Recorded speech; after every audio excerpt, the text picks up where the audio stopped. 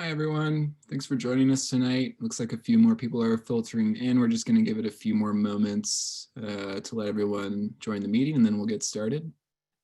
If you could keep your microphones muted through the presentations, that would be great.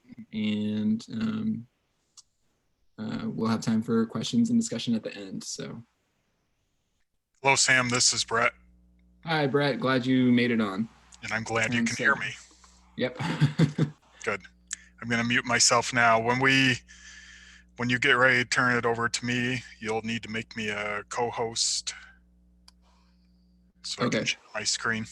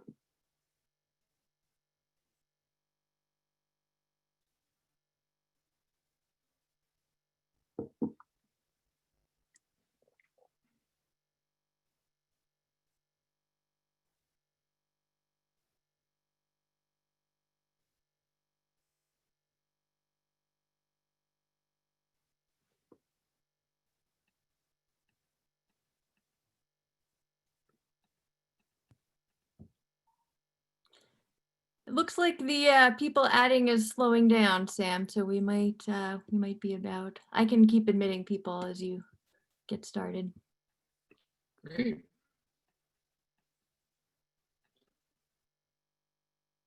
All right, well then let's just jump right in. Thanks everyone for joining us tonight. We're excited to be able to host this workshop virtually. I'm really excited to hear from our speaker tonight and to explore this topic of silvopasture. So a few things, if you're just joining us, you probably are muted, but we ask that you stay muted through the presentation to eliminate some of the background noise. And there will be time for questions and discussion during the presentation and at the end. So if you have a question that comes up, you can always type it into the chat and we'll be monitoring that and making sure that your question gets raised when we have time to do so. So yeah, I just want to start by thanking a few of our partner organizations.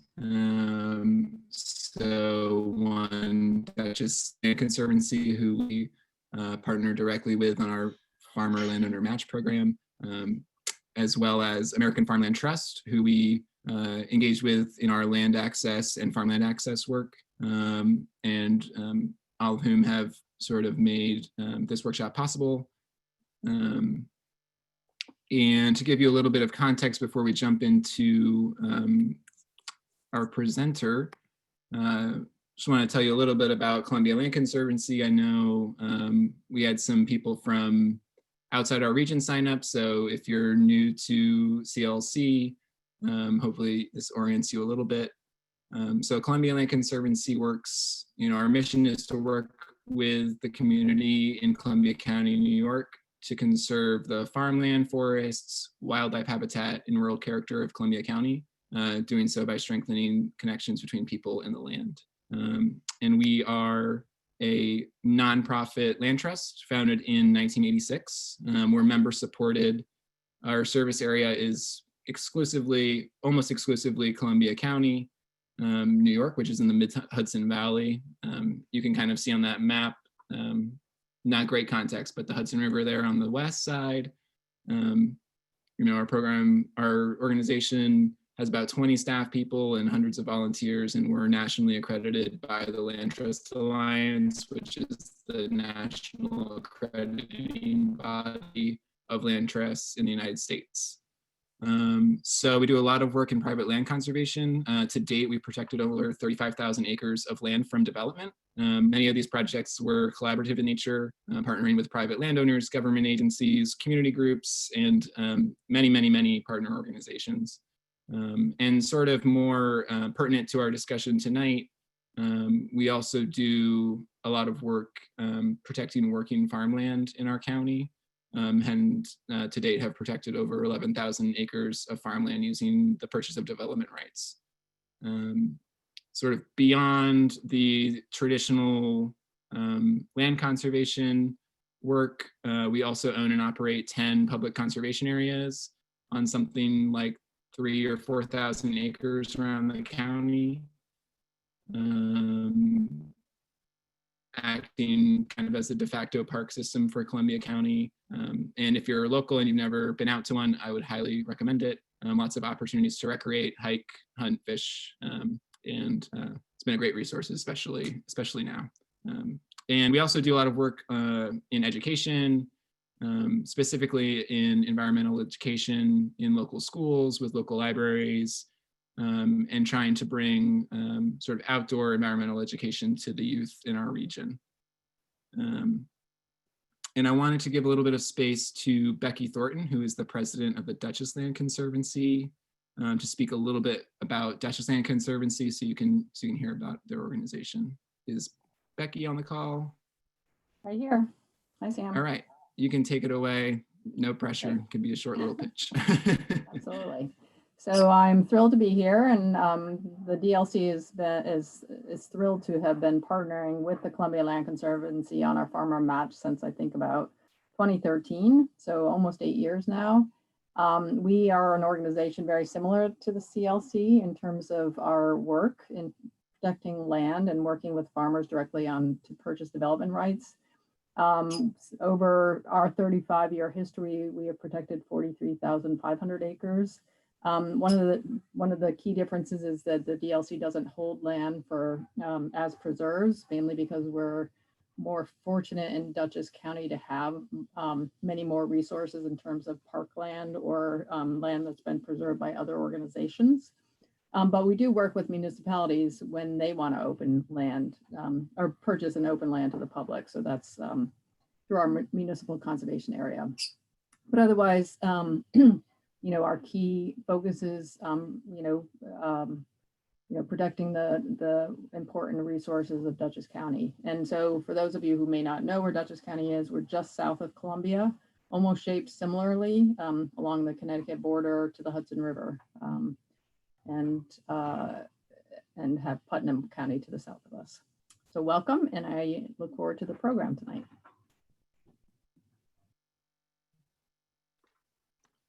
Great, thanks so much, Becky. And that ties nicely into sort of our collaboration on the Farmer Land Owner Match Program, which is part of our farm program at CLC. So FARM stands for Farmland Access, Resources, and Matching. So we do a lot of the traditional conservation work using conservation easements and purchase of development rights in our program. We host the Farmer Land Owner Match Program, which we sort of jokingly refer to as online dating for farmers and landowners. And is trying to build and foster relationships between those two groups in our area. Sort of another focus is connecting our farmers and our landowners to the sort of broader regional networks of service providers, both in our sort of Hudson Valley region and across the state, to support farmers sort of in any way we can. And a lot of our work is done through one-on-one consultations with both farmers and landowners to help reach sort of land management goals or farmland access goals, or to obtain sort of long-term secure land tenure. Another sort of focus at CLC along the landowner engagement sort of train of thought is our new program, which is called the LEARN program. It's sort of in development, but is a similar idea, supporting landowners in our area who own forest land or farmland, and sort of playing an advisory role in terms of helping them make land management decisions, helping them understand their land better, invasive species work. It might be just habitat identification or connection to resources. So I'm not sure how many folks on the call are local, but if you are and you're a landowner, we'd love to hear from you, or if you're a farmer. And not to delay sort of any more, I wanted to introduce our speaker for tonight, Brett Chedzoy, who is a forester with Cornell Cooperative Extension in Schuyler County. He's also the forest manager of Cornell's Arnott Teaching and Research Forest. And in what I imagine to be his very little spare time, he is the owner and operator of two sort of larger scale grazing operations comprised of silvopastures, one in central Argentina and one in upstate New York. And I will pass the mic over to Brett. So let me stop sharing my screen. Thank you, Sam. And Brett, you should be able to share now. Yep. And awesome. You should hopefully the title slide. You got it. Excellent.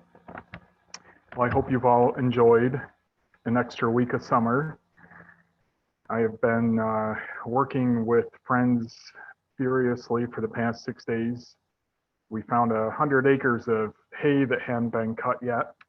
And we experienced a really nasty drought over this way this summer, and sounds like it was dry everywhere, including over in your neck of the woods. But finding that extra 100 acres of hay, I think, kind of saved our bacon. So I was certain that over the course of today, something bad was surely going to happen that was going to put me right to the wire to get in front of my computer tonight. But it was smooth sailing, and we got all the hay rolled up, and we're going to celebrate tomorrow when it's pouring rain here. So I'm happy to be sitting here with you all tonight to share a story about silvopasturing, and see if we can get the slides to advance. So this story actually started about 20 years ago. As Sam mentioned, I am the part-time forest properties manager for Cornell University, and our main teaching and research forest is called the Arnott Forest. It's about halfway between where I live in Watkins Glen and the Cornell campus in Ithaca. But friends and colleagues of mine, Peter Smallage, who's our state extension forester, Tatiana Stanton, who's kind of our de facto small ruminant specialist, and a couple others did this Northeast SARE funded project called Goats in the Woods. And it was a novel project. It was the first time that people that were supposed to know better were putting livestock back in the woods. But the purpose was really to look at the feasibility of using livestock, or particularly goats, to control noxious understories. And the main focus was on doing this in the research sugar bushes that are on this property. But over time, they experimented in a lot of different settings, including invasive shrublands and other types of undesirable vegetation conditions. But when that project ended in 2002, people continued to ask about the project, how it went. Can I use my horses? Can I use my cows? Can I use my sheep to go in there and deal with these plants I don't like in my woods? And so around 2008, we decided that, since everybody's going to keep asking these questions, let's just talk about how to do things the right way. And that was sort of what gave rise to our work with silvopasturing. So we'll start with a really simple definition. I think of silvopasturing as just growing good quality functional trees together with good quality forages. And we can utilize those forages to help maintain our livestock. We can be approaching silvopasturing from either of these directions. We can be putting trees into our pastures to create silvopastures from scratch, or we can be taking existing woodlands on our farm, old plantations, former agricultural land that grew back to trees and shrubs or farm woodlots, and managing it in a way that we achieve this image in the middle, and that is forage plants, trees, and animals working together in a symbiotic and synergistic fashion. And that's what really sets it apart from what we think of as woodland grazing. Woodland grazing is something that I was taught in forestry school 30 some years ago, that thou shall never ever put animals in the woods. Woods are for growing trees, they're not for raising livestock. And of course, that advice was well founded, because 60, 70 years ago, our family farm and all the other farms in this area, and pretty much all the farms in upstate New York and across the Northeast, were small family dairies and diverse livestock farms. And the farm woodlot was often treated as the sacrifice paddock. It was where animals were put when it was too hot or too cold, or the good ground was planted, or it was too muddy. We didn't want to see, I gotta keep switching back and forth here and admitting people into the meeting. But our woods were slowly being grazed to death. And so I want to start by sharing a few images of what silvopasturing is not. It's not where we're keeping animals in there to the point of damaging high value trees, or these relatively thin, unmanaged woodlands, and this passive grazing where the animals are getting almost no grazing benefit in these barren understories, nor is it a few scattered shade trees out in the pasture that cause the animals to clump together and compact soil and denude the ground. One of the other criteria that really sets silvopasturing apart from woodland grazing of the past is that it is intensive rotational grazing. This is an aerial image of our farm here in Watkins Glen. The home farm is outlined in kind of purple pink there. It's 200 acres. And what I want you to take away from this image, this is a rather dated photo, but as of about 10 years ago, we had already divided our 200 acres into 50 permanent paddocks. We lease another almost 300 acres from neighbors. Some of that you can see in the green, the blue. And likewise, those pastures are also divided into many paddocks. Our average paddock size is between 3 and 4 acres. This means that our animals are constantly on the move. We rotate our animals basically every day, and consequently, when you have 130 paddocks across nearly 500 acres that you're grazing, that means that it may be 100 plus days before the animals circle back around and are grazing in the same spot again. Therefore, during any given growing season, animals will typically only be grazing on a given acre of land on our farm 3 or 4 times throughout the growing season. And each time they graze there, they're there for about 24 hours. Also, because it's part of our rotational grazing system, we can plan when to some extent, we have flexibility of when we're going to put animals in a particular silvopasture paddock. So if the ground conditions are poor, then we can jump them around and go in there when conditions are drier. So we're not going in and compacting the soil and punching up tree roots. But this is what really makes it different than the woodland grazing days of decades ago, where we put 3 strands of barbed wire around the farm woodlot, put the animals in there, fed them hay in there. Basically, it was a feedlot with trees, and when they either ran out of food or we had someplace else to put them, then we moved them somewhere else. And when you do that in a high value mixed hardwood forest like we have across the Northeast, that over time starts to have this very insidious negative impact on the woods. So another criteria that sets silvopasturing apart from woodland grazing is that periodically we need to graze it at very high densities. We call this mob grazing or ultra high density grazing.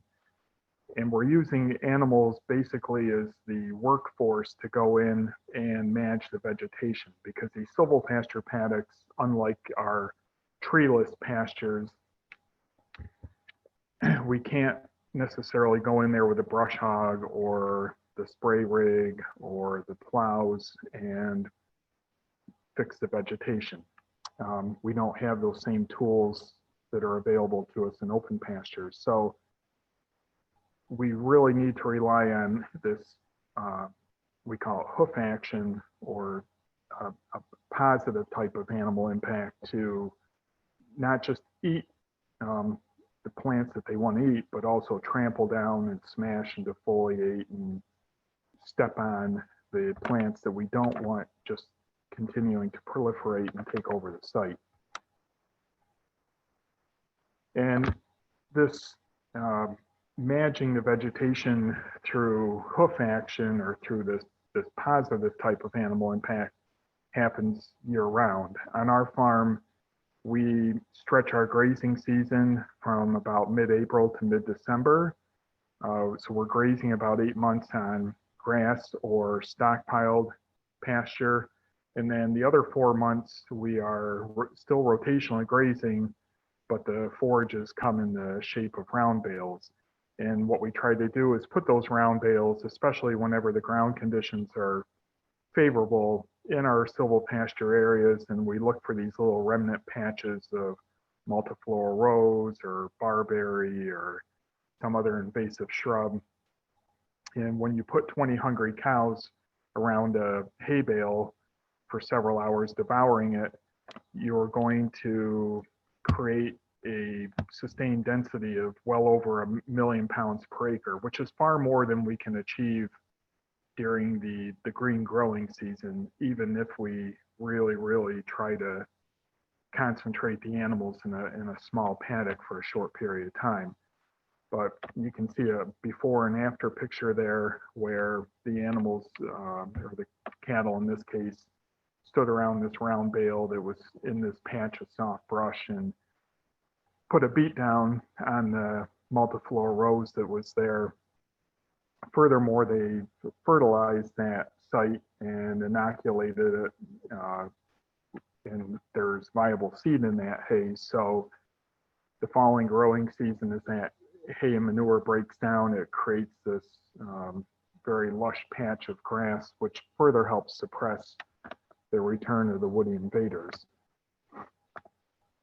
And then finally, and this is really key to successful silvopastures, is that we have to have these long rest and recovery periods between grazings. And I already mentioned that when I showed that aerial image of our farm, where the animals are constantly on the move, but as they go in and they pound an area and then they move off, that vegetation has plenty of time to grow back and even reach biological maturity, set seed. Consequently, our silvopastures sometimes look a little more rank than we would be accustomed to seeing out in open pastures, because we want those plants to be fully developed when we put the animals back in there. And so one of the benefits of silvopasturing, of course, is that we are doing more on the same land, and we're doing it in a way that it's not at the cost of any of the particular resources. So here in New York, we have the I guess challenge, I would call it, being farmers and woodland owners, of paying much higher amount of property tax than many surrounding states. And the other side of extension I work on is farm viability. So we're always seeking to figure out how can we do more on the land, but do it in a sustainable fashion. That's to say, we're not we're being regenerative about it. We're not just milking the fertility of the land or cutting the timber to sell it with real no plan in place to sustain that over time. But the obvious things that we would see growing or thriving in a silvopasture, of course, are the trees and the timber products that come from that, and the forages and the livestock. But we can also be taking that even a step or two further and doing other agroforestry production within these silvopastures. I mentioned how the Goats in the Woods project, that was what gave rise to our Silvopasturing extension programming, that was done in sugar bush areas. So we could be doing this in areas where we're making tree syrups. We could be doing it in forest farming situations where we're growing forest edible mushrooms or harvesting even fruit and nuts. There's one really nice silvopasture farm over this way that is a large cidery called Finger Lake Cider House, and they're doing some really great silvopasturing in their orchards. Today we look at our woods to do more than just grow timber or wildlife or scenic beauty. We're also starting to realize that woods can be, our forest land can be a major carbon sink. And the good news is that silvopastures sequester even more carbon than just woodland or just pasture land. Many of you are probably familiar with this book, Drawdown. There's a website by the same name, and silvopasturing ranks well above the other land-based carbon sequestration strategies. Plus, we have these added benefits of creating a more resilient system and helping to increase the welfare for our animals. So this is just a partial list of the benefits that I think of for in the context of our own farm for silvopasturing. We're using the whole farm, not just the open treeless portions of our farm. We're using it as a tool to rehabilitate areas that have been degraded over time from past use. Silvopasturing now qualifies for the Ag Assessment Program, and there's talk of, when they revise the forest tax law, of also giving more emphasis to these other agroforestry systems like silvopasturing. But and I'll talk about some of these others as I move along here, but all of these to me are very significant, and we could take any one of these bullet points and talk about for the rest of the evening. But I want to take a couple steps back now, and as Sam had said in the introduction, our family owns a ranch in central Argentina in the Sierra Mountains of the province of Córdoba. I was in the U.S. Peace Corps in the early 1990s. That's where I met my wife, who is from Argentina, Maria Jose. They're in the, she's the short one in our family, let's put it that way. So you figure out which one she is there.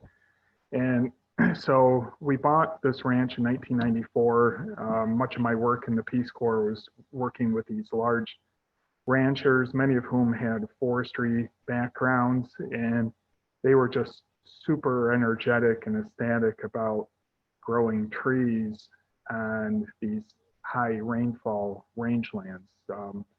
If you look at the vegetation carefully in that picture, it would seem to suggest it's kind of arid, but that's a 40-inch a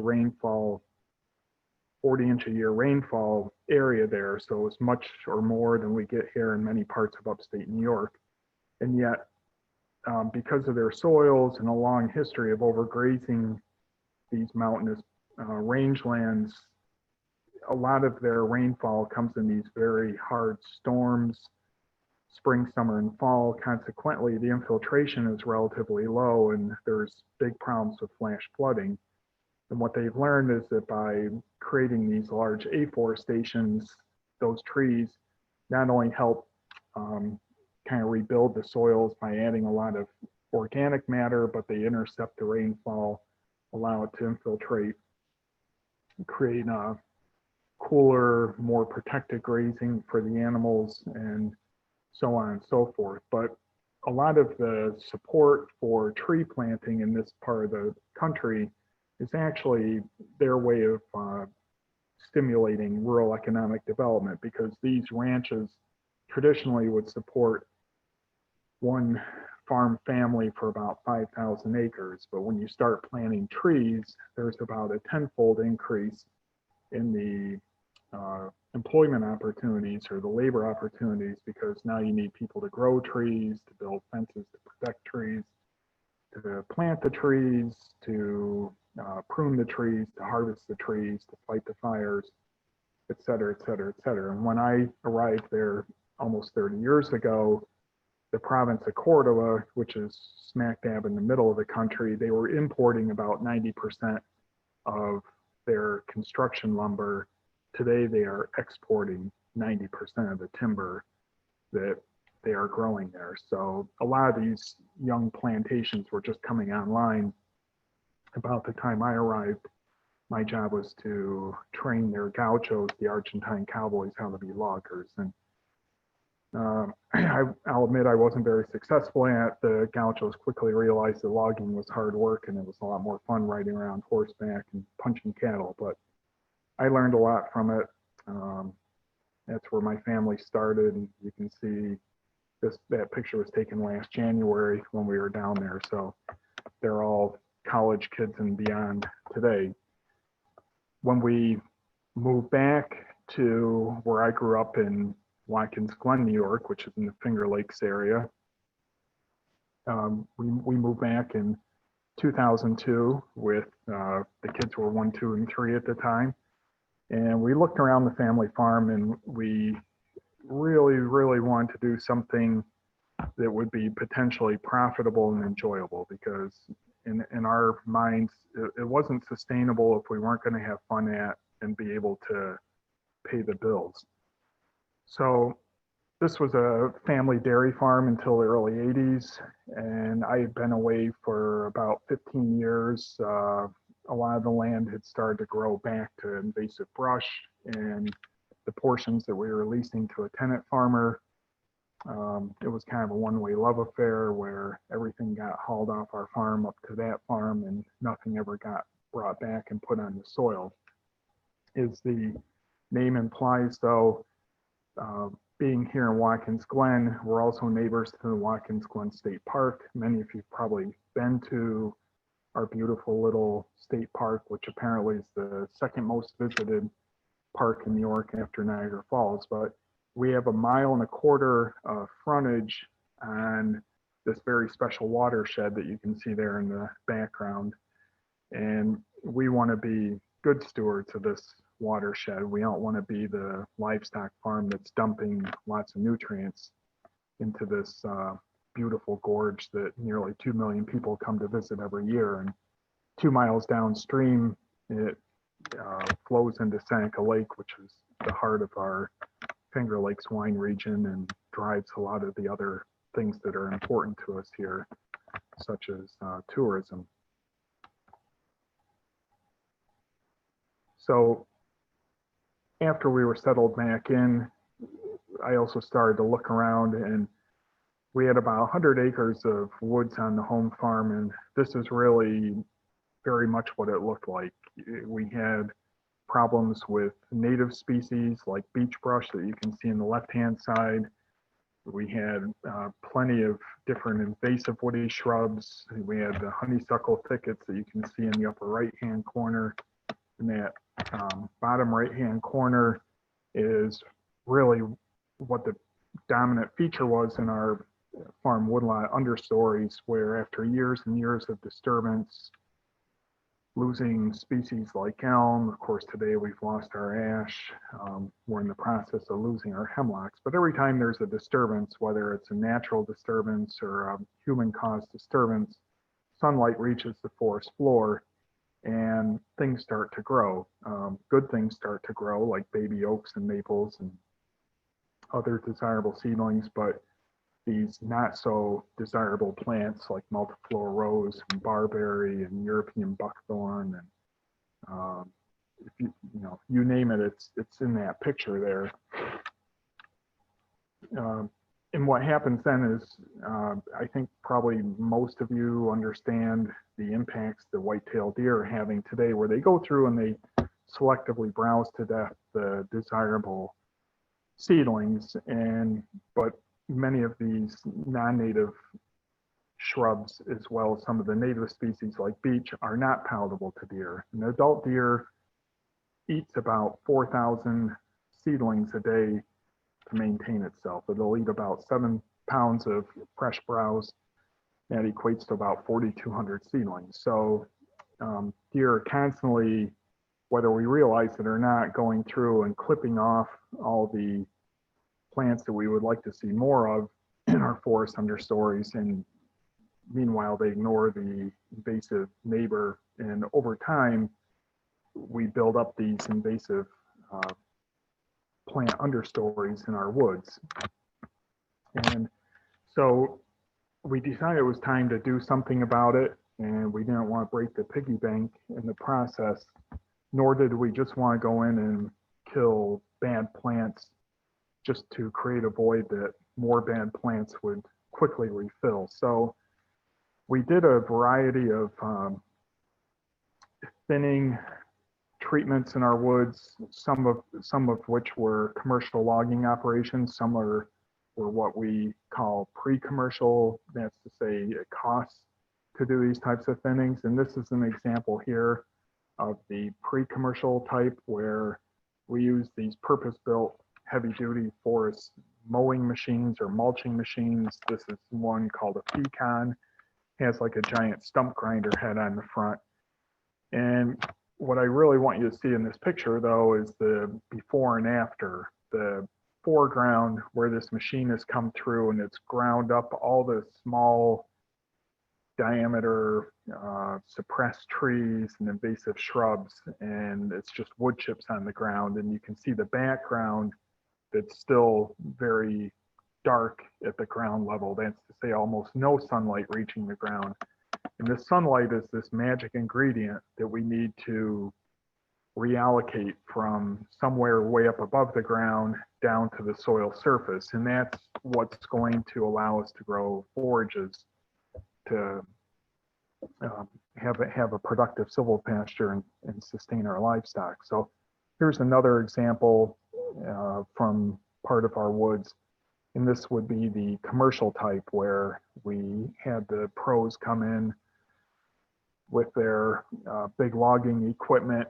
And the top two pictures are before and after the same spot. And you can look at now, so I understand that upper left-hand picture, it's a very aesthetically pleasing woods. But when you look carefully there, you'll see some of the trees marked in blue, and those were the trees that we had designated for harvest. And they're pretty nice looking trees. They're maples, they look good on the outside, but when you look at the trees around them, those trees are even better. And being an extension forester, I spend most of my time trying to help woodland owners understand the importance of cultivating our best trees and doing these different treatments in our woods to promote the health of our better trees. It's just like a garden. You can't grow too many tiny little carrots in one row of the garden. If you do, you just get a bunch of little spindly carrots and nothing grows particularly well. Well, trees are much the same way. So after the harvest, you can see that it's more open now, but the picture in the bottom, those are those same trees that were taken out, the ones that are marked in blue paint there. And when you look at we call it the butt end of the tree there, you'll notice that many of them show signs of decay and hollow spots. And that's because these were not our best trees. These were the slower growing suppressed trees that were in our woods. So this is the same site 4 growing seasons later. I took this last summer when it actually rained. And what we've in essence done is we've taken out many of the firewood quality trees in our woods. And these are firewood quality trees that will always be firewood quality trees. They're not smaller, younger trees that are just waiting for a chance to grow. They're the suppressed trees, the losers, the ones that just didn't get their heads up into the sky at the same time as the bigger ones around them. So when you look at this image here, you can see that we're still growing all of the best trees in our woods. But by taking out all of those, that lower half, that lower quality portion of the trees that we're growing there, we now have plenty of sunlight on the ground that we can use to grow cool season grasses. And these cool season grasses, which are what dominate all of our pasture land across New York, they grow better in light shade than they do in full sunlight. That's why they're called cool season grasses. They grow very well in May, and they grow very well in September. And when we grow them in silvopastures, we can extend the growing season because it's cooler and moister in these silvopasture understories. It's actually about 10 to 15 degrees cooler at the soil surface in a silvopasture than it is in an open pasture. And if you're a black cow in the middle of July, that's very important to you. So, Hey, Brett. yes. Oh, just before you go on, there was a quick question in the chat pertaining to your last slide that said, how do you tell the difference between a young tree and a suppressed tree? So the quick answer to that, let me back up. So you'll notice here, there are some smaller diameter trees still in here. What I look at as a forester is the first thing I look at really is the bark. So let's back up 2 more slides. And this is a great question. And if we were doing a whole day workshop on this, we would go into this in depth.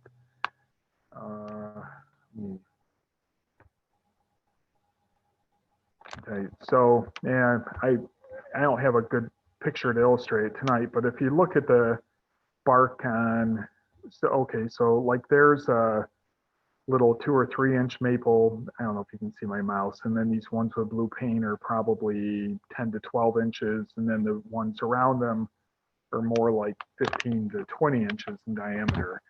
And sometimes you'll look at these really small diameter trees and the bigger ones growing right next to them, and you'll see that they basically both have old tree bark on them. So like old maple bark or old, so normally we would see this with the more shade tolerant species, sugar maple, beech, hemlock. And so whether it has kind of a juvenile bark or the bark of a, what you would expect to see on an old tree, that's the first thing I look at. The other thing I look at is the shape of the crown. So these suppressed trees, they in essence stop growing and they get what we call a staghorn crown, or think of it as kind of a bonsai type crown. All they're trying to do is flatten off and capture what little sunlight they can in the shade of the bigger surrounding trees. So the reason that we know that many of these smaller diameter trees are in essence the same age as the big trees is because of the origins of our farm woodlands. In fact, you can see it in this picture here in the upper left-hand corner, where if you look carefully, essentially that ground is all flat and smooth, indicating that it was all cleared of timber 100 years ago. Somebody plowed and fitted it down, tried to grow crops there, and then for whatever reason it was abandoned. And at the turn of the 20th century, New York State was about 95% deforested. You've all heard this story before. Originally, we were over 95% forested, although I would contend that many of our woodlands were maintained in these kind of open savanna-like ecosystems by the Native Americans, because even though they weren't herdsmen doing silvopasturing, they recognized that a deep, dark woods with no understory wasn't good for keeping the game close to home. But our ancestors came in, cleared everything that could be grazed or farmed, and then for various reasons, that land was abandoned from farming. And if we don't go out and mow the front lawn, eventually it turns back into a forest in this part of the world. But when this land starts to grow back to a forest, it starts out with roughly 100,000 seedlings per acre. 10 years later, those turn into 10,000 saplings per acre.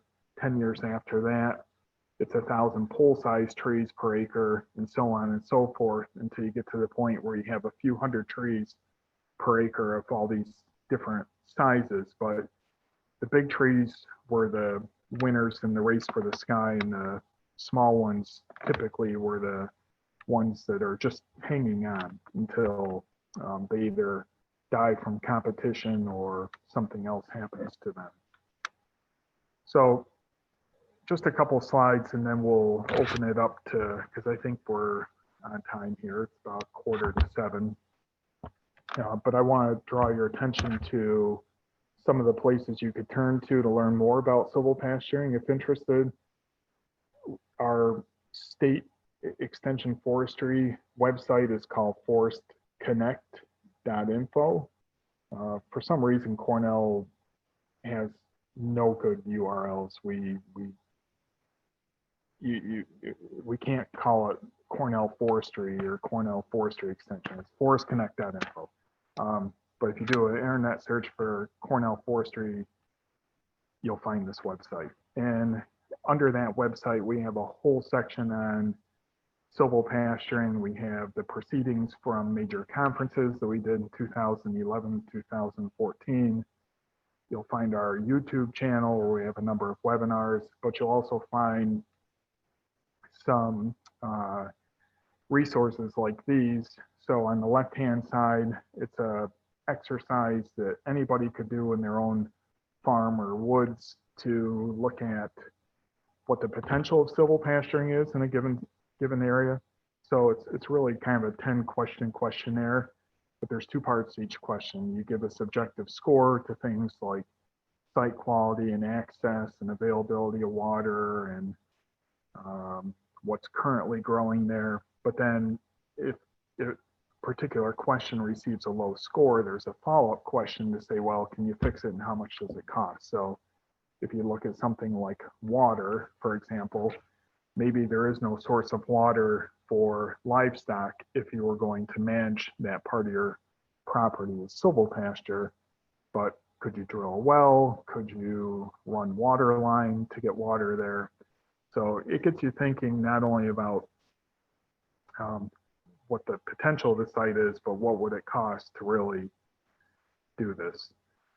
The other, one of the other things that we've added is we worked with other foresters from Yale and University of Vermont to come up with this silvopasture management plan template. So if you were to ask your consulting forester or farm consultant to address silvopasturing, then this would be a kind of a thinking it through the types of information that you would want to be contemplating and putting into your plan.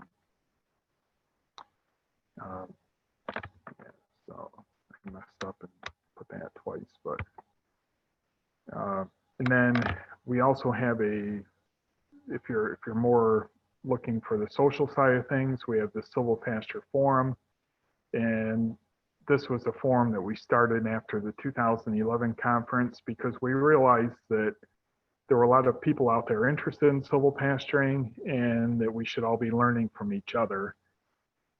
We also use it to advertise major events that are coming up. So if you join the forum, we understand that you might not be on there every night browsing around or posting things on the forum, but at least by joining it, then when we do a really cool conference or a field day or a webinar, we would post it there under the events and we would message all the members. There's currently almost 500 members on this forum.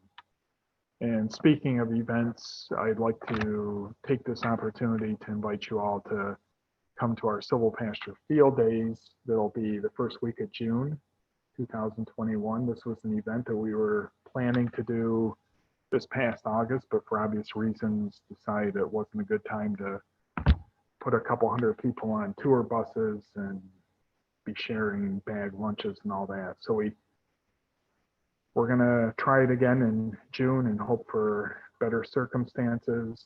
The information will be up on the Silvopasture forum by mid-January. And the format of this tour will be to tour 5 farms down here in the Finger Lakes region that are doing some really neat silvopasturing projects. So seeing is believing.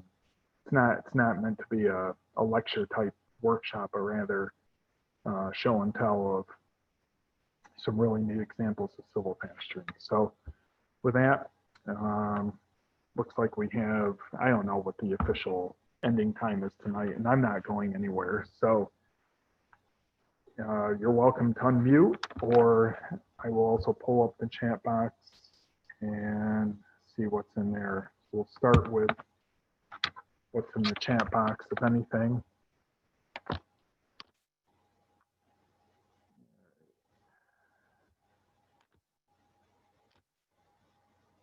So is it a good thing or a bad thing to have old looking bark? Well, if you're a 3-inch tree that's 100 years old and you have the same kind of old bark as the 20-inch 90-year-old tree, which of those trees do you think is more productive and going to be around your woods longer?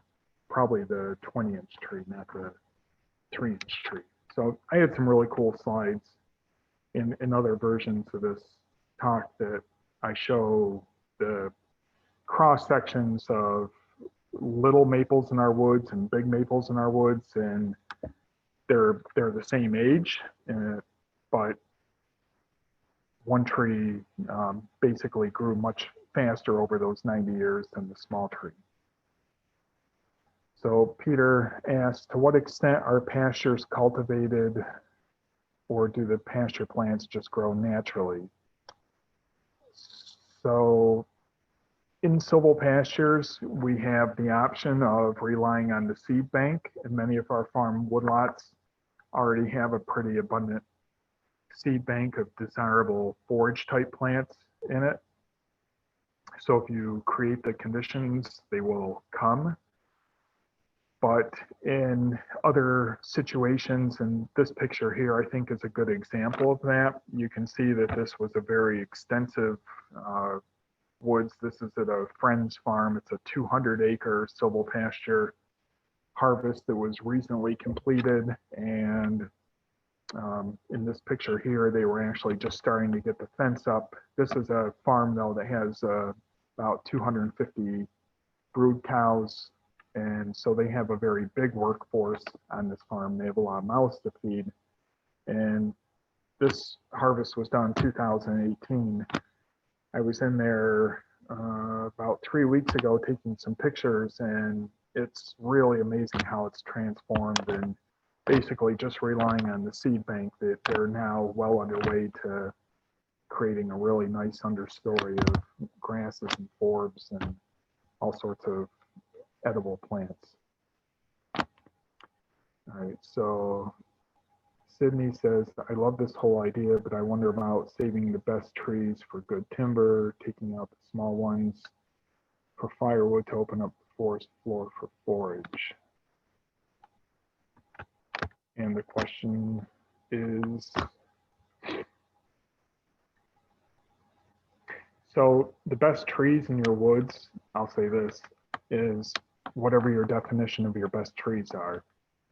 In the case of our own farm, we like a diversity of species, and down here in the Finger Lakes, we have some really weird and unusual species like cucumber magnolia and black gum and sassafras and just a little bit of everything. So we like to leave a little bit of everything. Let's see. All right, so Sydney says, and then once you are ready to cut the large timber, you'll be left with nothing. Okay, So let's talk about this for a minute.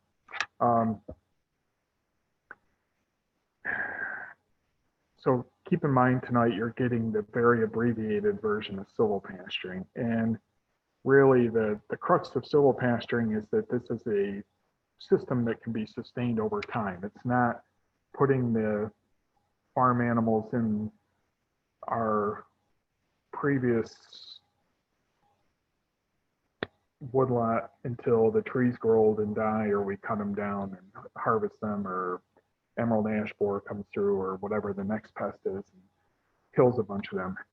So periodically, we have to have a plan in place to grow back new trees when the time comes.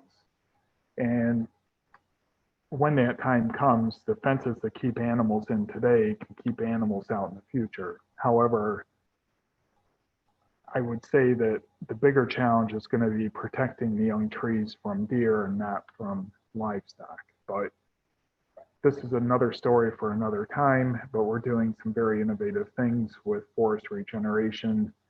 And if you'd like to learn more about that, I'll type it in the chat box here. We have a website called /wall.info. Another great Cornell URL.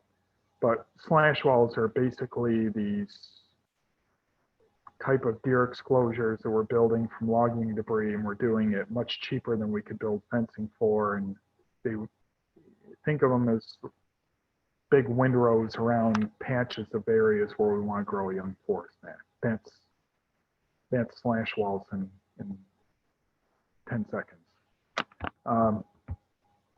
But the other thing to keep in mind is that these small trees that we're thinning out. So if you look at this, again, this image here, what's left are all the kind of the biggest, best, fastest growing trees. This particular spot is mostly oak, but there's other species in other portions of the silvopasture. All of the small, low quality, slow growing trees were cut out. And if we had left those trees thinking about the future, first of all, we wouldn't have enough sunlight to grow forages, so it wouldn't be a silvopasture. But those small trees are slow growing trees for a reason. So you can cut all the bigger trees around them, give them lots of tender loving care, and they won't respond. So it's just, you look at anything in nature, and be it humans or cats or anything, the plants in your garden, they don't all grow at the same rate. And when you pack lots and lots and lots of trees into a small part of land, which is essentially what our woods are, then the trees that are best suited for that site flourish, and the other ones slowly hang on until they succumb to having not enough sunlight. All right, so Susan said, if you have invasives in your woodlot and in hedgerows, what are your options if you don't already have livestock on your farmland? At forestconnect.info website, I mentioned a couple slides ago, our forestry extension page, we have tons of information there on how to deal with unwanted plants on forest landscapes. So what are the options? Essentially, the options boil down to three classes. You got mechanical. So I showed an example of that with that red machine called a Fecon. You just go in and cut the plants or grind them up or push them into piles. You have chemical. That's to say you can use herbicides. Herbicides are usually not very effective with woody invasive plants. And you have biological. So silvopasturing would be an example of a biological approach to controlling undesirable plants. Chris says, in terms of translating to a forester who may not be familiar with silvopasture, what would be the type of harvest undertaken to start towards silvopasture? Is a shelterwood kind of is it a shelterwood kind of cut? And what does the transition look like from coarse woody debris slash to grasses and forbs? Are you mechanically mulching? Great questions, Chris. So yes, we could think of a silvopasture type harvest as a shelterwood type harvest. Although a shelterwood, to get really technical here for a minute, in a shelterwood is a type of even age forest regeneration system. In a shelterwood, we're typically leaving 30 to 40 square feet of basal area per acre. In a silvopasture, we can leave more. We can leave probably more like 50 to 60. In other words, we would essentially thin the woods out the same as we would just to promote the growth of our best trees. The difference though between thinning just to grow trees versus grow forages is that we have to thin not just at the upper canopy, but all the way down to the ground level. And of course, these types of harvests, you're taking out a lot of small trees that leave a lot of debris on the ground. We call this logging debris slash, thus the name slash walls. And if you look in this picture here, there was a deliberate attempt to get that slash down very close to the ground so that it wouldn't impede the movement of animals and shelter invasive plants to grow back up through it. The first thing we want to do is utilize as much of the wood as possible. And if we can't do that, then we want to figure out ways that we can consolidate it or crush it down or top it more. I would only use mulching as the last resort, because to go in there after the fact with some type of mulching machine like that Fecon would be quite expensive. But if you come to our Silvopasture field days next June, we'll show you some really cool ways that we've dealt with slash. All right. Hello, Jared. Jared says, understanding that each lot is different, can you give the min and max estimates based on your experience of front end cost to get a given lot ready for silvopasture? What are the common key expenses and required investments? Another very good question. So on these 5 farms that we will be touring next June, I would say that all 5 at least probably broke even. That's to say they used the timber revenues. And keep in mind that they were taking the worst trees out of their woods, not the best trees out of their woods. But the average cost was probably a few $100s per acre, and the majority of that cost was probably in fencing and developing a water system for the animals. But if you want instant gratification, you can throw more money at it and get there quicker. Being a forester, I was taught that if something happens in 50 years, that's like exciting. But in extension, I work a lot with farmers too. And I realize farmers want everything to happen in 5 months, not 50 years. So silvopastures are an agroforestry system. So it's a hybrid between the agricultural world and the forestry world. Consequently, we have to, if we're coming at it from the farming side, we have to recalibrate our expectations and realize that this is a slow and steady approach that may take 5 years, maybe 10 years, maybe even longer to go from these kind of early conditions, again, that you would see in this picture here, to something that looks like several slides ago there, that image from our farm where I said we replace firewood with forages. And you can do things to speed that process up, but the important thing is that you know what you're aiming at and that you make gradual progress over time to get there, because one of the bigger mistakes I think people can make with silvopasturing is that they bite off more than they can chew. So keep in mind the point I made earlier about our livestock being our workforce.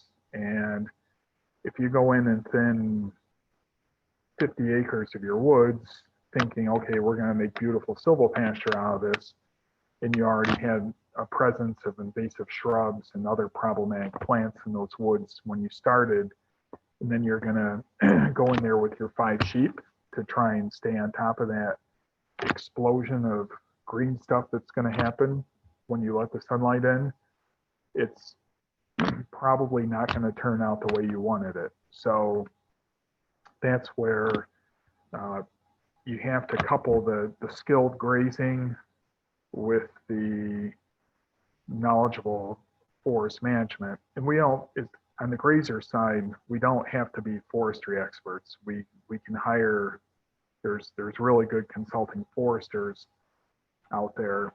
And our forest, by the way, over the past 12 years, we have probably connected with, I would estimate, easily 300 foresters across the greater Northeast at this point.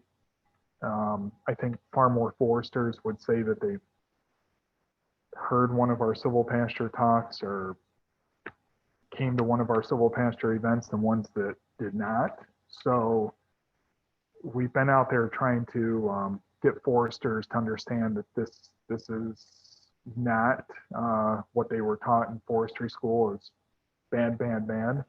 Silvopasturing is something very different. And usually after foresters, I would say not usually, practically every forester, after they get the right impression of what silvopasturing is, they're on board with it. Not every forester is into doing agroforestry stuff. But there's a growing number of foresters that are realizing, like, hey, we know how to manage land, we know how to manage vegetation, and not just the big tall plants, but we can manage the little green plants as well. So all right, so it's been a long day, guys. I'm reading tiny little chat questions here. Normally I make somebody read them to me, but Sam looks like he's very happy there. I could jump in here if you want. I was going to raise one. There was a question of sort of scale in terms of how many acres of woodlot would be necessary to make this worthwhile. And obviously that might depend on what kind of animals you're putting in there or how many, but is there a sense? Yeah, so Sydney's question there or comment about, so you shouldn't have a lot of acreage in a plan over many years. No, not necessarily. 1 acre of silvopasture, in my mind, is better than no acres of silvopasture. So you think about the average farm, it's part fields and it's part forest. And if you were paying attention to that aerial image of our farm that I put up earlier, our farm, our 200 acre farm was literally 100 acres of woods and 100 acres of field. And by deciding to manage our woods as silvopasture, we could keep all the things pretty much that were special to us about our woods, but we could do more at the same time. We could be going in there and essentially doubling our grazing base. And in a young, fresh, newly created silvopasture is not going to give you the same grazing value as a nice mature silvopasture. So putting animals in something like this today, there's literally nothing for them to eat. But if I showed you the picture of what this looks like today, it's certainly getting to the point where it could sustain as many grazing days as any good treeless pasture. So on the farm, we almost always have these opportunities to take these bits and pieces and fragments of woods, or even maybe our big farm woods, and utilize any portion of that we want for silvopasture. The key though is that this is not, so if you literally are gonna do silvopasturing on 2 acres, you have to have the appropriate number of animals for that. And you have to be thinking about how to respect all of the principles that I talked about at the beginning. In other words, the rest and recovery period, the rotation. It's not like put the fence around it and throw them in it and expect good things to happen. It won't. So many farms, they're only using the edges of their woods as silvopasture, but it, again, is part of a rotational grazing system. Now, instead of having almost no shade in many of their grazing cells or their paddocks, they have more shade and they have more acreage. And in terms of a plan, think of it more as a startup plan than a long-term management plan, because you want to know what you're committing to when you get into silvopasturing. Otherwise, again, I'll use the analogy of like you go in and you like this talk tonight, you call up a good consulting forester, you pull the trigger, you go in, thin 50 acres of woods, and then you realize you don't have nearly the livestock capacity or grazing skills yet to manage the resulting explosion in vegetation. So it's more about thinking it through and making sure that you're aware of what needs to happen than trying to think about silvopasturing, like how it's going to look over the next 30 years. Silvopastures are dynamic systems. They're always going to be changing over time too. Not like you always have this static amount of forage and trees and livestock on a given area. Amy asks, is there a rule of thumb for animal densities as you are converting over from woods to silvopasture? In the photo where you converted a pasture over 5 years, did you start at 1 million pound stocking density and just rotate the animals off sooner if needed? Yeah, maybe. Thank you for reading that, Sam. I'm just digesting it here. Yeah, no problem.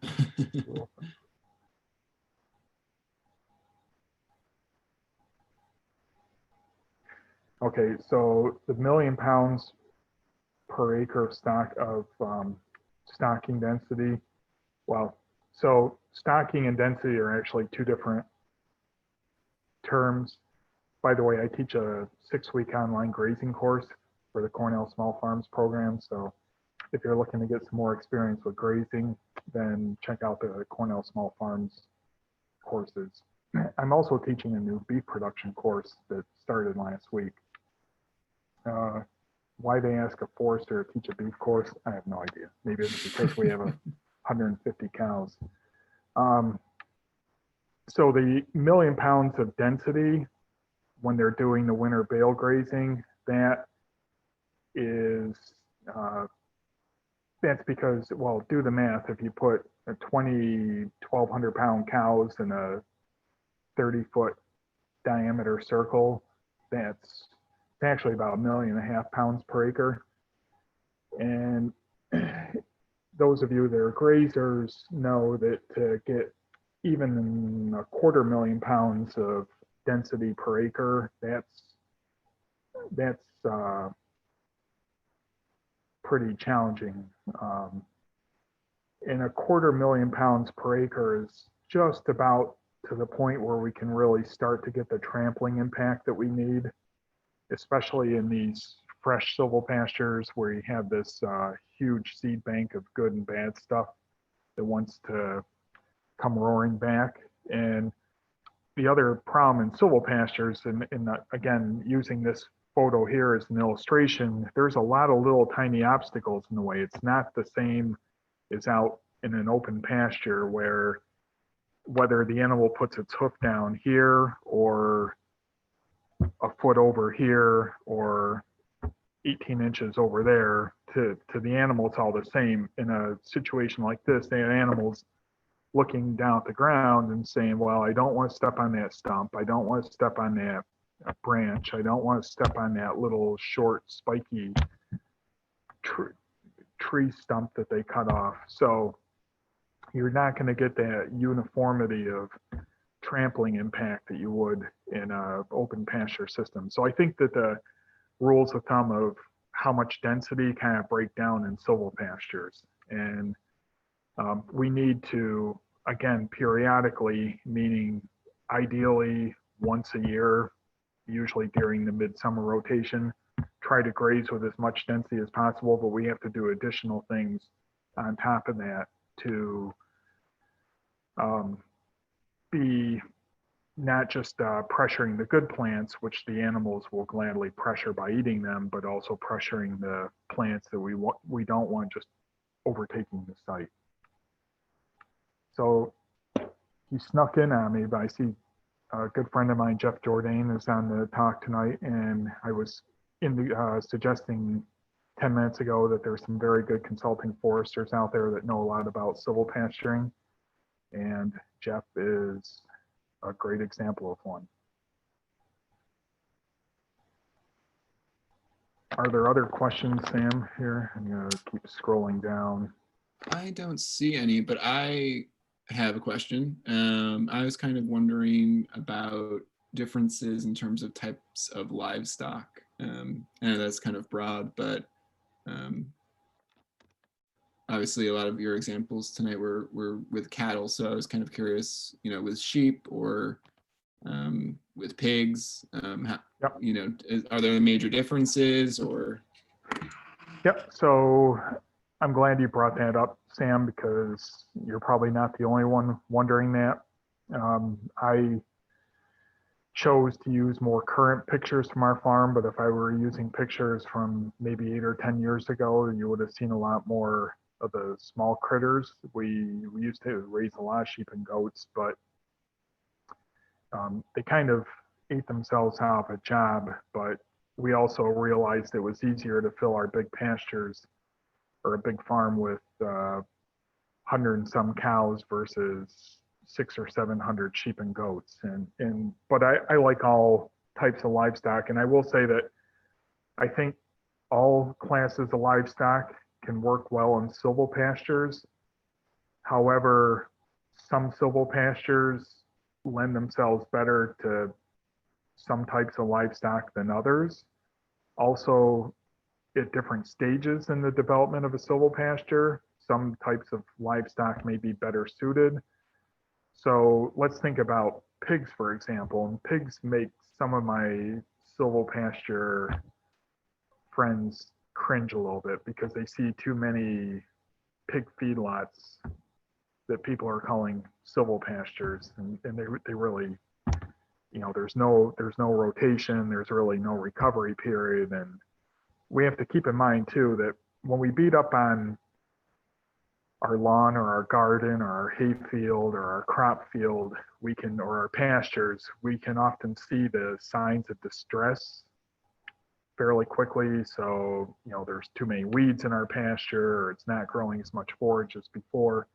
When we beat up on our trees, it might be a decade or two before the symptoms become apparent that we really beat up on those trees.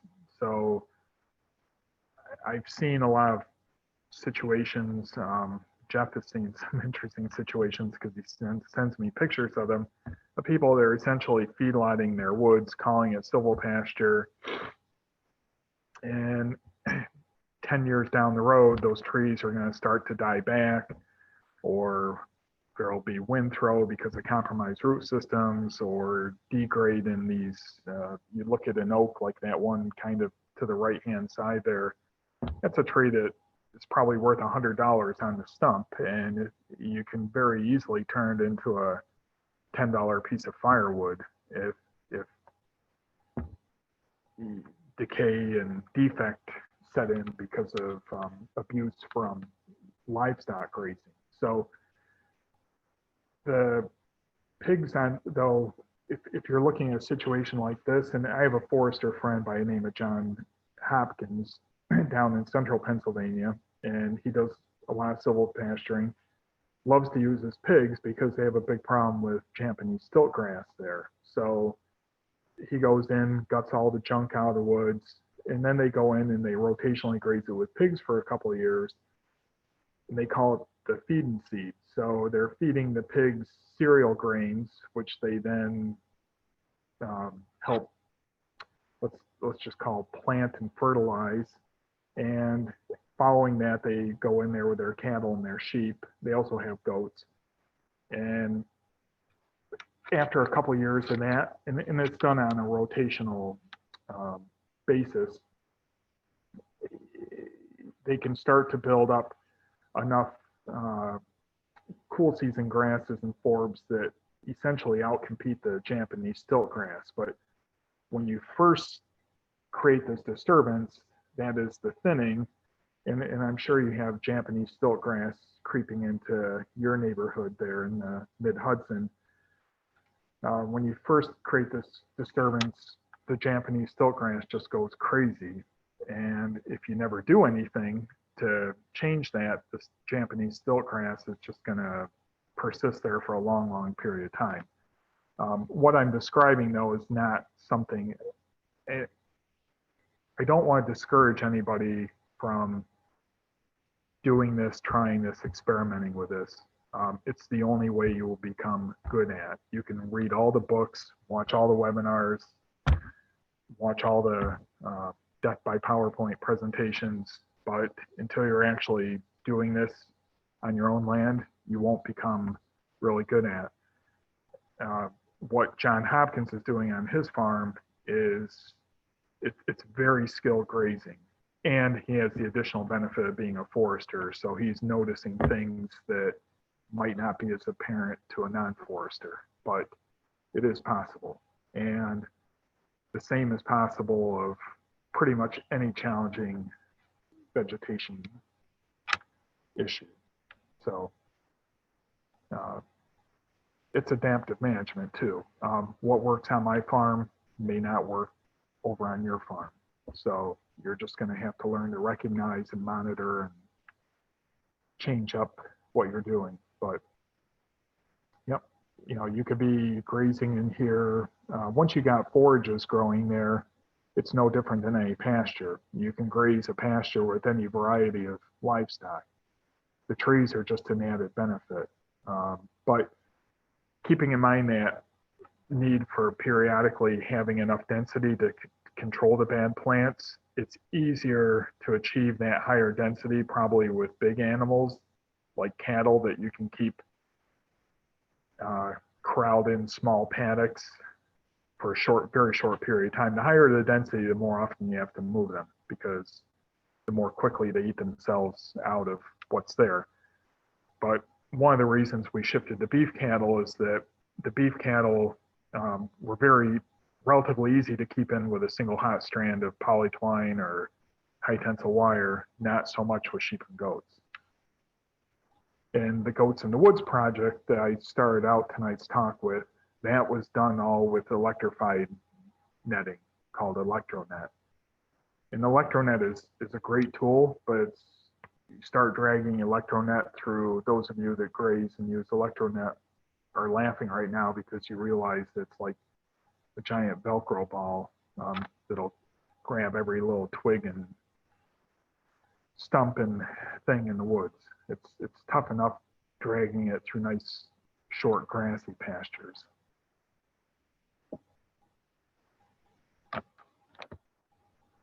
Great. It looks like we have about 5 minutes left. If anyone has any additional questions, I'd encourage you to put them in the chat now or unmute yourself.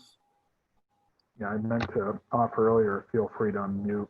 It's easier than typing. My email is back at the beginning. Actually, I'll just put it in here. Oh, great. Thank you. That's my email. Hey, it's my job talking to people. I like talking to people, obviously, about this stuff. I say that with a smile on my face. But I would also encourage you to post comments and questions on the Silvopasture forum, the URL that's at the bottom there, because that way others can contribute to the conversation, and it's not just information that gets lost in two people's inboxes over time. We can archive it on there for others to benefit from. And on that note, I do want to mention, I think it was said in the chat, but this workshop will be available on our YouTube channel. So you can review the recording whenever you like, as well as sort of our past workshops will be posted there as well. So it doesn't look like anyone else has a question. So do you have any final thoughts, Brad? And we can end it there. No, so we're only a few hours drive from where many of you are. And if you do make it to our tour next June, stay tuned for details. Please come up and introduce yourselves. We're expecting a good turnout for this because there's just a whole lot of folks out there that are interested in silvopasturing. So thank you, Sam, and the rest of your team for the invitation to present tonight. And maybe we'll even make it up there next summer. Originally, this was going to be a in the field workshop back in July, but that fell by the wayside for the same reasons the August Silvopasture tour did. So maybe Peter and I will make it over there next summer. Yeah, we're hoping to have something like that happen. So I want to thank you again as well for taking the time out and presenting tonight. It was really interesting, and I think everyone learned a lot. So thanks everyone who joined, and feel free to reach out to me or anyone at CLC if you have trouble accessing any of these resources that we talked about tonight. We'd be happy to connect and to chat. All right, everybody. And that, I think we will end it. Thank you, everyone, and good night.